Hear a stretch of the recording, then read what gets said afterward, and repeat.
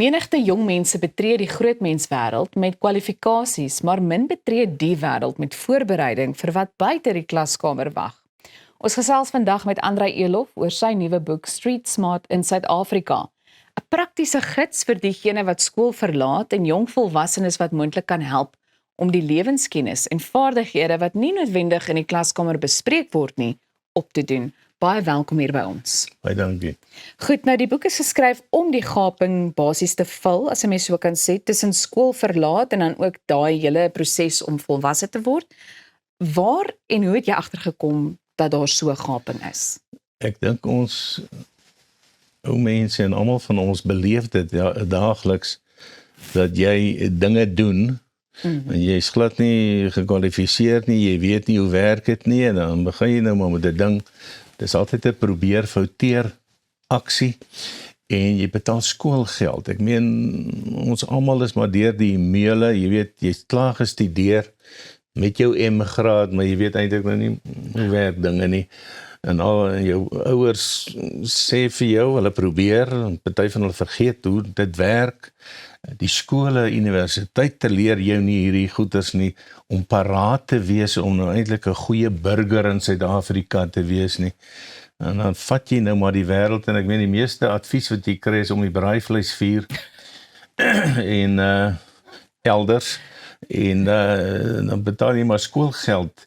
En toe sit ek nou baie jare terug, skryf al baie lank aan die ding, my kinders het so begin hoërskool vat, dus tog ek met al die goed wat ek nou soeke pyne vat, moet ek nou maar neerskryf, want ek sit dit met 4 keer, ek het 4 kinders, vertel hoe werk die goed, toe dit nou 'n lang tyd is, eintlik 'n empiriese leefwyse van my en my vrou, al die dinge wat ons deurgemaak, net om te sê, luister, dis al die goed wat jy nou gaan teekom, as jy nou gaan werk soek, as jy nou begin werk, as jy nou vir jouself 'n huis of 'n woonstel soek, wat gaan jou al stref, as jy nou 'n motor koop, hoe werk 'n begroting, want almal kry nou geld, nou weet jy nie wat om met die goed aan te vang nie, of hy maak droog, verkeerde keuses, wat ook al, en so is hierdie nou eintlik 'n tipe van 'n padkaart, waar ek hom nou so deurvat, en naderhand kom jy by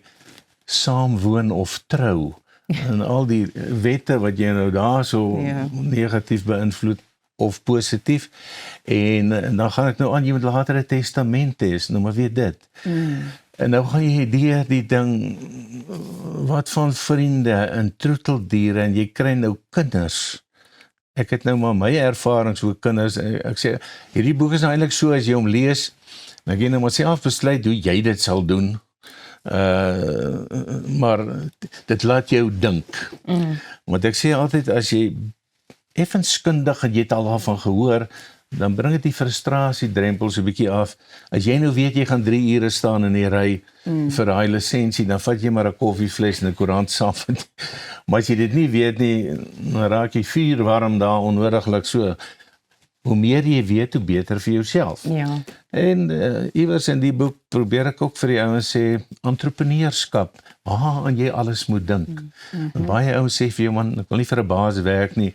Hy besef nie eintlik dat al die kliënte sy baas is naderhand nie, maar lees net die goed. En eintlik is dit so 'n bundeltjie, as jy nou oor 4 jaar weer 'n kar gaan koop, lees bietjie waaraan moet jy alles dink en kyk voor jy gaan, en as jy weer 'n woonstel soek, lees net bietjie waaraan moet jy, wat jy moet doen en kyk, want dit help jou nou maar net om bietjie meer kundig te wees, dis die gedagte, dis maar 'n inspirasie, soos ek sê, oor jare geskryf, en toe dog ek net iewers moet ek hom nou begin gee, dis nie 'n akademiese boek nie, dis nommer 1, en nommer 2 is dit ook nie 'n prosa boek in die letterkunde nie, so hier en daar 'n ou spelfoutjie, gaan daar maar oor, maar die inhoud is van baie waarde. Andrei, jy het nou gepraat oor wat die boek eintlik behels. Die naam van die boek is Street Smart in Suid-Afrika. Hoekom spesifiek die fokus op Suid-Afrikaanse burgers? Want ons bly hier en ek bly hier en ons het hier so empiries die goed beleef en ek sal sê vir al die ou mense as hulle die goed lees dan gaan hulle sien, jy weet, ons het dit beleef, dalk 'n bietjie anders en hulle kan raad gee aan hulle kinders ensovoorts. Die ander ding is, ek het eintlik weggetrek met die woord streetwise. Daardoor ek nie ek gradeer hom op na street smart. Sou net nie lekker geklink het as ek nou gesê het straatwys nie. Dis sou nie afgegaan. Nou, ek meen met daai in gedagte. Ek weet dit is 'n gids vol wenke, maar as jy een kon uitsonder, rakende die belangrikste ding wat jong mense moet weet wanneer hulle die sogenaamde grootmenswêreld betree. Wat sal jy uitlig? Ek sou uitlig, die eerste 4 hoofstukke gaan oor die reg in Suid-Afrika. Jy weet, ons mense is geneig om te sê, ek wil niks weet van hof en prokureurs en boetes en al die slimmigheid nie. Maar ek trek weg met kontrakte. Almal lees nie hulle kontrakte nie. En eintlik probeer ek dit bietjie eenvoudiger maak om te sê, alle kontrakte of baie van die kontrakte het dieselfde klausules en daar is net 'n verskil oor die doel van die kontrak. Een is 'n huur en die ander is 'n koop ensovoorts. So jy moet bietjie begin gewoond raak om kontrakte lees, want jy gaan jou hele lewe lank met dit nou sit. Dis die eerste ding. Tweede ding is, hoe werk die reg? Die oorwegende ding dat jy sekere verskillende howe kry. Jy kry prokureurs, advokate, staatsadvokate en al die goeters. Hoe spreek jy hulle aan? Hoe lyk handelingsbevoegdheid? Ek meen, sekere ouderdom mag jy sekere goed nie doen nie. Wanneer skop dit nou in? Jy moet 18 wees om 'n vuurwapen. Jy word 18, word jy nou mondig. En. So, dis al daaglikse goed wat jy net vinnig kan gaan opkyk, en ook die feit dat daar 'n verskil is tussen siviele reg en publieke reg. Nou ek sê altyd die verskil tussen die twee is dit, jy staan by die huis en jy sien daar steel jou buurman jou grasmasjien, nou gaan jy polisie toe, en nou ondersoek hulle die ding, nou is dit die staat teen die buurman, die burger, om hom nou aan te vat, om hom nou aan te kla dat hy nou 'n dief is, en daarvoor kry jy 'n boete of tronkstraf, maar jy het nog nie jou grasmasjien terug nie. Nou moet jy 'n siviele saak, burger teen burger, jy moet na die prokureur toe gaan, laat hom nou aankla en dagvaar en doen, om te kyk of jy geld kan kry of jou grasmasjien kan terug. En dis die goed wat die meeste van ons wil net niks weet van die goed nie. Die verkeersouens skryf vir jou 'n kaartjie, jy skrik jou mors dood. Alles wat hof en prokureurs is almal hysteries oor. Kry net bietjie daai agtergrond vir 'n begin. Weet hoe om dit te hanteer. Jy en jou vrou het hierdie boek saamgeskryf uit persoonlike ervaring. Hoekom was dit vir julle belangrik om dit saam te skryf? Sy het nie deelgeneem aan die skryf nie, sy kritiseer net wat ek sê. Maar jy moet nou mooi praat, want ek dink sy sit mos nou hier buite, en sy gaan hier kyk ook. maar ek sê altyd ek het so 'n paar goedkoop egskeidings in my tas.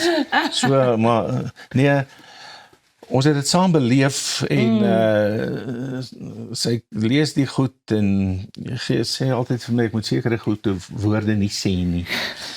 Nou dit verstaan ek, maar nee, dit is nou maar 'n lewensding wat jy maar deurgegaan het, want alles wat my tref haar, ek meen dis nou maar net dit.